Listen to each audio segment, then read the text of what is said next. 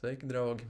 Ir 4. nedēļas vidus Ananda meditācijas jogas pasniedzēja kursos.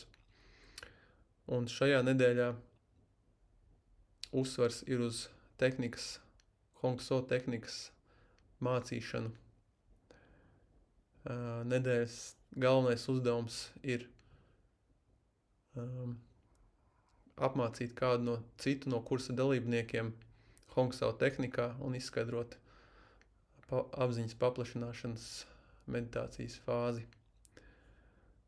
Tāpat ir jāžurnalē savu pieredzi kādā no padziļinātā meditācijas tehnikām